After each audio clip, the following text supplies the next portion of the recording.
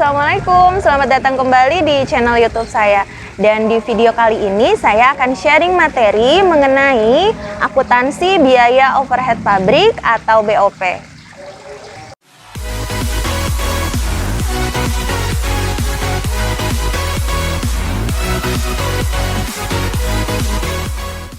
Untuk menghasilkan sebuah produk pada perusahaan manufaktur dibutuhkan beberapa komponen biaya. Dan salah satunya adalah biaya overhead pabrik. Nah, biaya overhead pabrik sendiri sering disingkat sebagai BOP, yaitu biaya yang tidak dapat diidentifikasi langsung kepada suatu produk. Dan untuk lebih lengkapnya mengenai biaya overhead pabrik dan juga perlakuan akuntansinya, mari kita simak slide video berikut ini.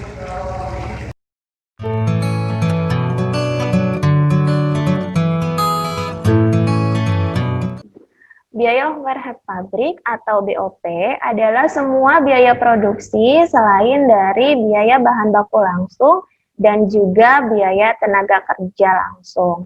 Nah, BOP ini sendiri sering juga disebut sebagai biaya produksi tidak langsung karena tidak dapat langsung dibebankan ke dalam suatu produk.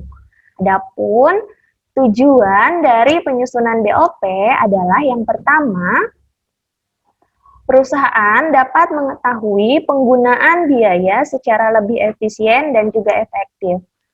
Yang kedua, perusahaan dapat menentukan harga pokok produk secara lebih tepat.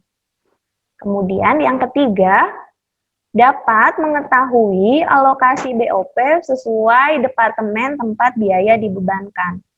Dan yang terakhir, sebagai alat untuk mengawasi BOP itu sendiri. Kemudian, BOP digolongkan menjadi beberapa kelompok. Yang pertama,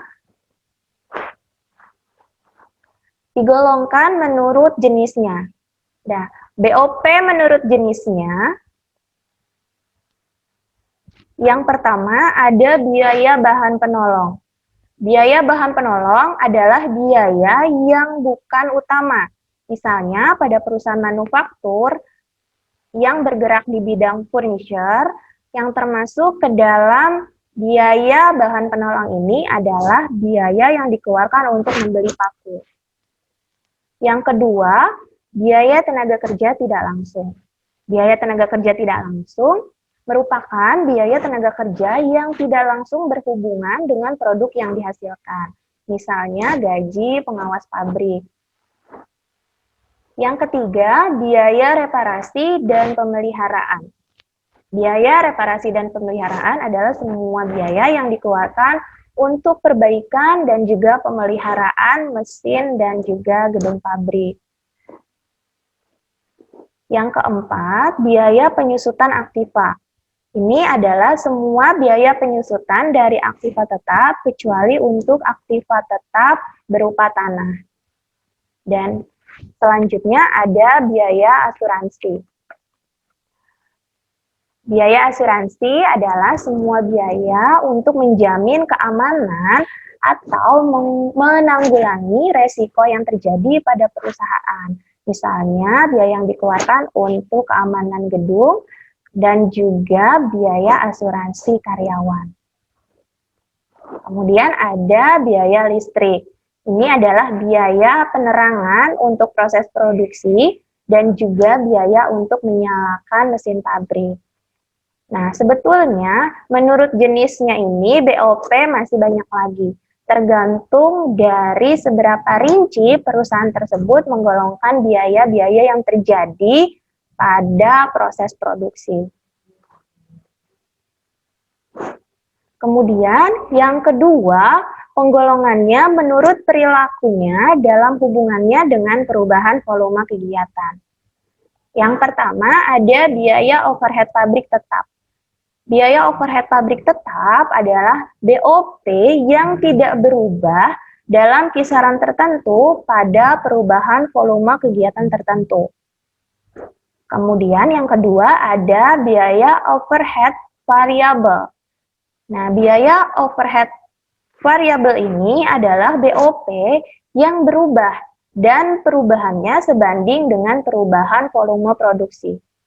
Kemudian yang ketiga ada biaya overhead pabrik semi variabel. Ini adalah BOP yang berubah tetapi perubahannya tidak sebanding dengan perubahan volume kegiatan produksi. Selanjutnya, ada penggolongan menurut hubungannya dengan departemen. Yang pertama, ada biaya overhead pabrik langsung departemen. Ini adalah BOP yang terjadi pada departemen tertentu dalam perusahaan dan manfaatnya hanya dapat dirasakan oleh departemen tersebut. Contohnya adalah biaya yang terjadi pada departemen produksi seperti biaya gaji mandor. Yang kedua, ada biaya overhead pabrik tidak langsung departemen. Ini adalah BOP yang dikeluarkan di mana manfaatnya dapat dinikmati oleh lebih dari satu departemen. Contohnya, biaya penyusutan, pemeliharaan, dan juga asuransi gedung pabrik. Selanjutnya kita akan membahas mengenai tarif BOP.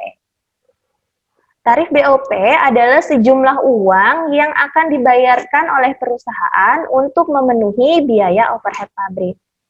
Nah, dalam pembebanan BOP ini dapat didasarkan pada tarif yang ditentukan di muka. Alasannya adalah yang pertama, apabila pembebanan BOP atas dasar biaya yang sesungguhnya, maka tarif baru dapat ditentukan di belakang. Padahal untuk pesanan membutuhkan penentuan harga di depan. Nah, ada beberapa elemen BOP yang baru dapat diketahui pada akhir setiap bulan atau akhir tahun. Sehingga dengan pembebanan BOP produk atas dasar tarif yang ditentukan di muka, perusahaan dapat menentukan harga jual di depan. Yang kedua, apabila pembebanan BOP atas dasar biaya yang sesungguhnya terjadi, maka dapat mengakibatkan berubah-ubahnya harga pokok yang dihasilkan dari waktu ke waktu. Nah, apabila BOP yang sesungguhnya terjadi dibebankan kepada produk, maka harga pokok satuan dapat juga berfluktuasi. Hal ini disebabkan karena yang pertama, adanya perubahan tingkat produksi yang sifatnya sementara, kemudian yang kedua, adanya perubahan tingkat efisiensi produk, yang ketiga, adanya BOP yang terjadi secara sporadik, menyebar, tidak merata selama setahun, dan yang terakhir, BOP tertentu sering terjadi secara teratur pada waktu-waktu tertentu. Nah, demikianlah video materi untuk pertemuan kali ini. Semoga kalian bisa memahami materinya dengan baik dan semoga video tersebut bermanfaat untuk kalian. Ingat, tetap semangat dan juga selalu jaga kesehatan. Jangan lupa untuk mengadaptasi kebiasaan baru dengan 3M. Mencuci tangan, memakai masker, dan juga menjaga jarak. Sampai jumpa di video selanjutnya.